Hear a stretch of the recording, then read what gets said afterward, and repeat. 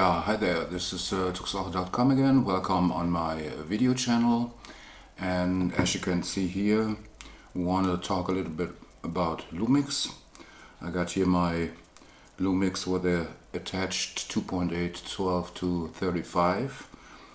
It's probably one of the best lenses you can get for the system, and at least as good is the 2.8 35 to 100 millimeter.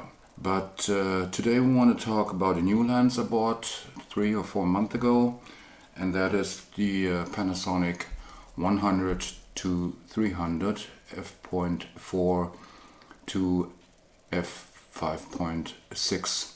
That is the Mark II version of the lens. The optical formula is supposed not to be changed between the Mark II and the Mark I version of this lens, and they only did a little bit on dust and moisture getting into the body. They sealed it a little bit on bodies. They offer this function. Okay, I bought it even though that the lens is told to be a little bit, let's say, soft on the long end, but on the other hand, you get it for around 530, 540 euros. So that's for an, let's say an extreme telephoto lens or telezoom lens, a pretty fair price. So let's take a look on a sort of test I did.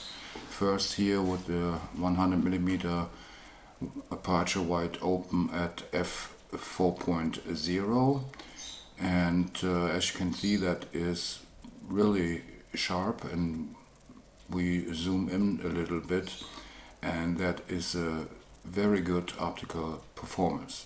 I skipped the 200 millimeter setting, so let's go right away to 300 millimeter and 5.6. Now you notice that it's not that crisp sharp as at 100 millimeter, but the sharpness for wide open aperture to me is still pretty good, and it gets a little better if you step down the aperture to let's say 6.3 or 7.1.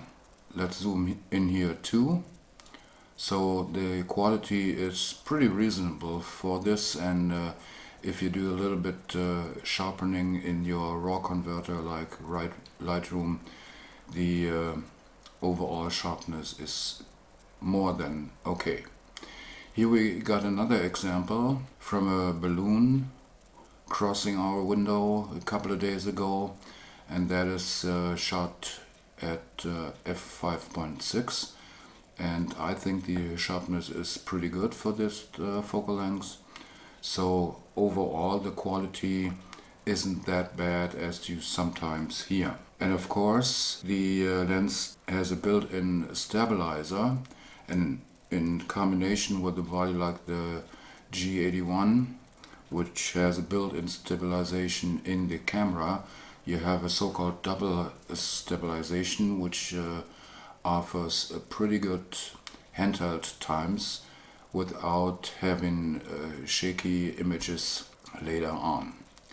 But since it's a pretty extreme telephoto lens, it's 200 to 600 millimeter in full format equivalent. That's quite a magnification, so you should take not too long exposure times when you're taking pictures. And of course this lens is capable of taking pretty much sharp videos too.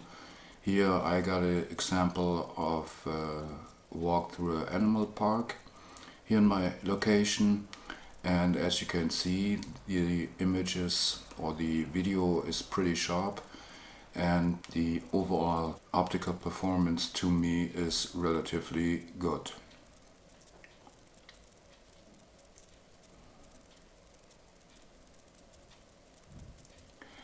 Okay, that were the examples, but to avoid shaky images or shaky video, you should take a tripod collar like this one. This is done by a German manufacturer for the Lumix lenses and also there is the same tripod collar available for the, I guess, Olympus 75 to 300 millimeter. And if you mount that onto the lens, you have the opportunity to attach another plate on it, so you can fix it either on a tripod or, like I did here in the animal park, use at least monopod, which gives you more stable shots even on this focal length. Okay, as a conclusion, the 100 to 300 millimeter Lumix lens isn't bad at all. It's a little bit soft on the long end, but if you take like Lightroom or other RAW converters, make a little bit of sharpening to the images, the quality is more than acceptable.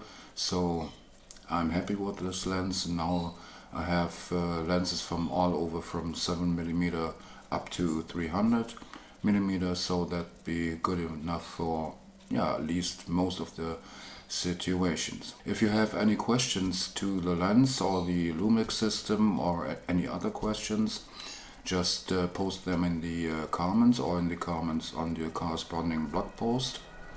And surely I would like if you place a like on this video, and even more if you subscribe this channel. I do a lot of videos on this channel, so it might be worth it. And that's all for today. All I have to say, till the next time, ciao, Tux Oche.